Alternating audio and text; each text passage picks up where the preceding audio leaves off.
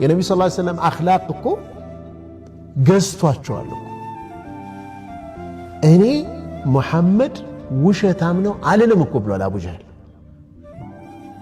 በኋላም የሙሰይለመተል ከዛብ በሚመጣበት ጊዜ እኔ ሙሰይለመተል ከዛብ ውሸታም እንደሆነ አውቃለሁ ብሏል። አንድ ሰው ከሱ ጎሳ የሆነ ማለት ነው።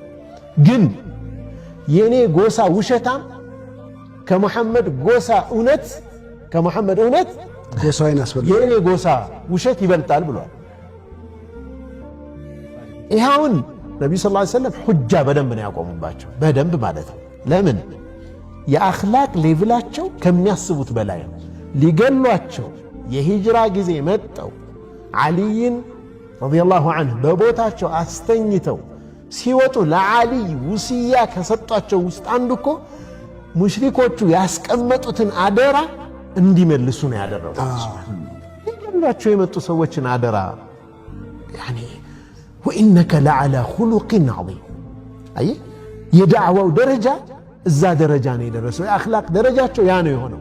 ያኔ ሪጀክት ሲያደርጉ ወላሂ በረሱል ሰለላሁ ዐለይሂ ወሰለም የአኽላቅ ምክንያት በፍጹም ሪጀክት ሊያደርጉ አልቻሉ። ሌላ ብዙ ምክንያቶች አሏቸው። ኢኮኖሚክ ምክንያቶች አሏቸው። የክብር ምክንያቶች አሏቸው። ቢላልና አቡ ጀህል እኩል ሊሆኑ ነው። ይሄ በጣም የሚዋጥ ነገር አይደለም። የእኩልነት አኗኗር ስርዓታቸው ጋር የሚጋጭ አዲስ ስርዓት መጣ። ሪፎርም ነው በቃ ሙሉ ለሙሉ ነው ትራንስፎርም የሚያደርገው። ሙሉ ለሙሉ የነበረውን ስርዓት የሚቀይር ነው። የሰው ልጅ ምንነት ዲፋይን ያደርጋል። የሰው ልጅ ማን ነው?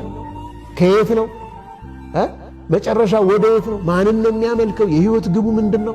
ዙልምን በጣም ይቃወማል። ፍትህ ኤቭሪቲንግ ሪዲፋይን ነው የሚያደርገው። የነበረውን ነገር በሙሉ አፍርሶ ነው የሚሰራው።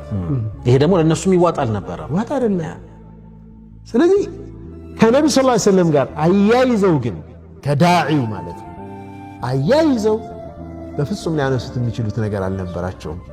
ረሱል ዐለይሂ ሰላቱ ወሰላም በአኽላቃቸው በአቀራረባቸው ፍጹም የበላይ እንደሆኑ አላህ ስብሓነሁ ወተዓላ ወኢነከ ለዐላ ኹሉቂን ዐዚም በታላቅ ስነ ምግባር ላይ እሳቸውስ የተላኩት ለዚሁ አይደለም።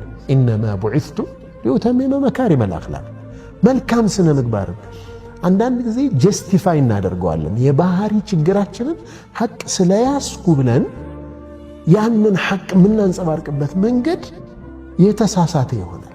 ያ በጣም መታረም አለበት።